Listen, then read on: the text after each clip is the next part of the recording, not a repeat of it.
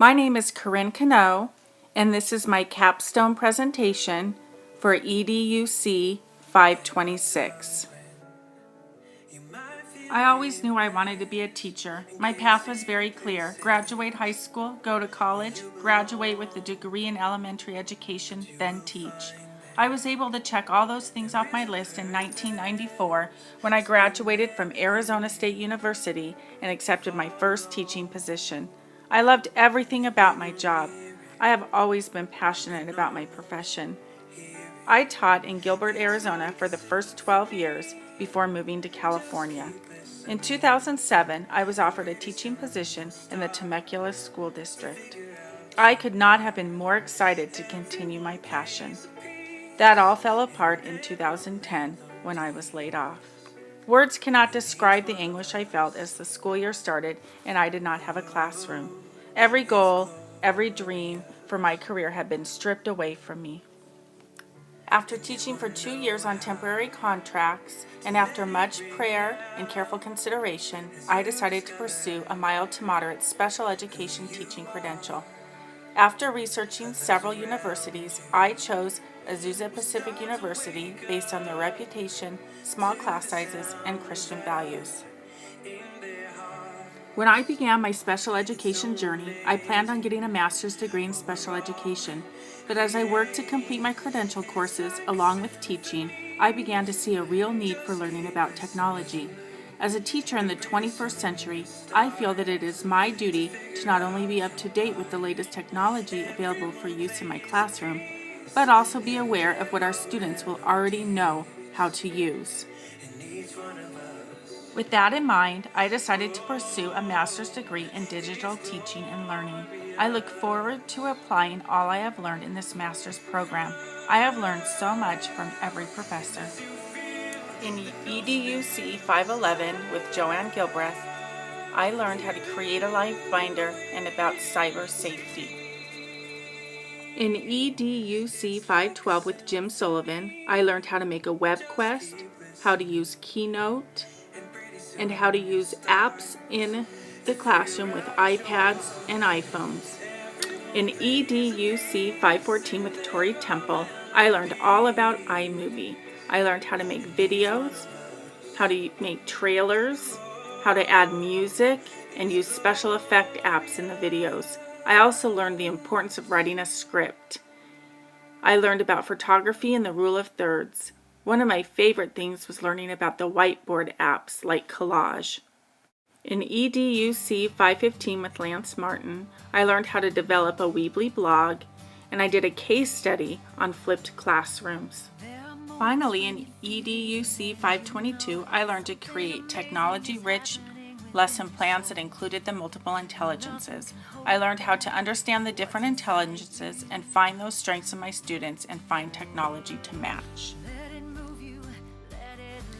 I did my action research project on cutting soda out of my diet. I am an avid Dr. Pepper drinker. My problem statement is, in order to avoid health risks such as diabetes, heart disease, or lower bone densities, I would like to cut my soda intake to 12 ounces per day.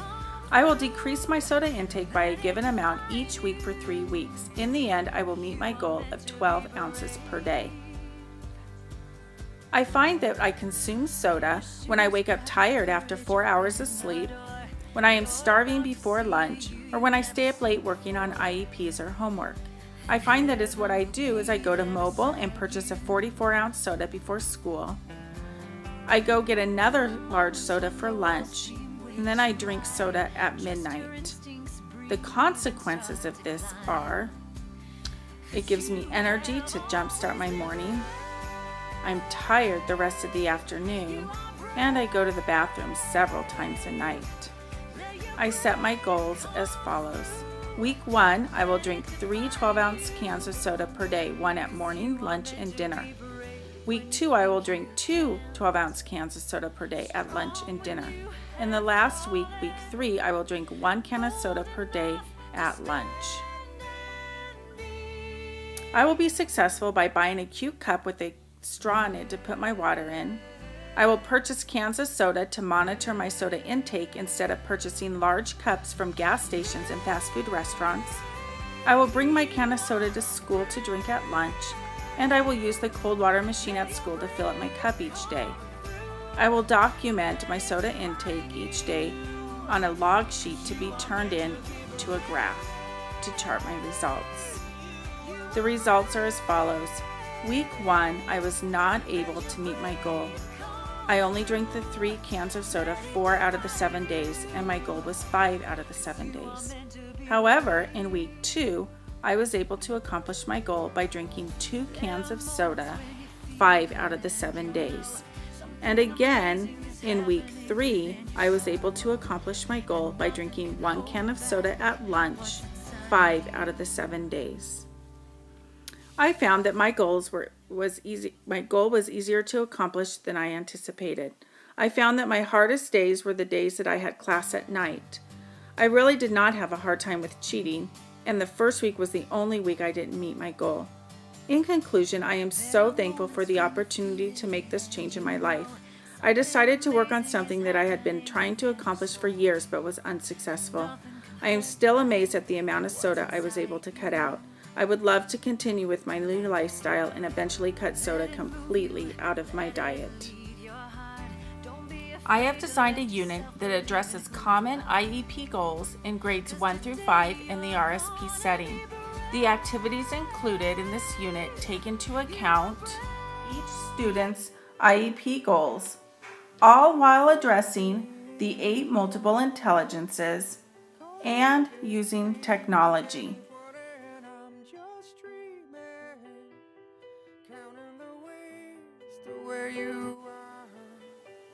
It also incorporates the California Common Core State Standards for English Language Arts, as well as math and technology.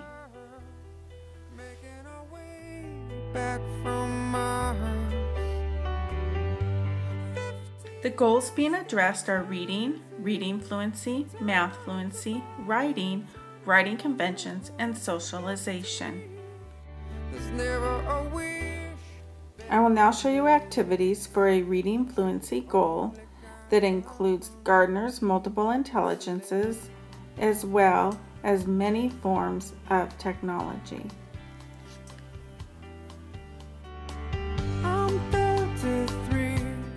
The fluency goal reads, when given a selected grade level passage, the student will read at a fluency rate of blank words correct per minute. My verbal linguistics students will work with partners to record themselves using the iPad reading a short passage. They will do a cold read and a hot read and record the difference. My interpersonal students will work collaboratively in groups of 3 or 4 using poetry theater at gigglepoetry.com to practice fluency. My bodily kinesthetic students will move around the room to different stations, reading passages using the 1-minute reader app on the iPad. My intrapersonal students will read with the teacher using the Fluency Time Pro app on the iPad to record a passage while reading it. They will read more than once to increase fluency. My naturalist students will practice with a partner outside in the garden, reading partner poetry. My visual spatial students will use a PowerPoint that contains the Fry sight words as well as the Fry instant phrases and short sentences to practice fluency with a partner. My musical rhythmic students will sing along while reading words to popular Disney songs karaoke style using the LCD projector and YouTube. And my logical mathematical students will use Read Naturally on the computer to practice fluency. They will do a cold read first and then read again. They will use a provided chart to keep track of their speed. Can you imagine how accomplished your students will feel once they have had a chance to go through all the activities involving the multiple intelligences and technology? One of my favorite parts of this unit are the data collection sheets or rubrics. Each goal has its own unique sheet. This is the sheet for reading fluency. At the end of each unit, the students will have filled out or had help filling out their data collection sheet to put in their file to show progress on their goals. I am thankful for my experiences at APU.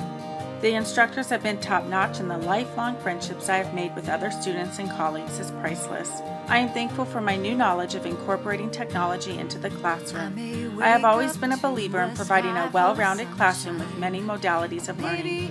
Technology will help maximize the capacity of my students as I provide a stimulating and engaging environment that can be student-centered and led. I hope to use technology as a tool to create, assess, synthesize, evaluate, and communicate information to my students.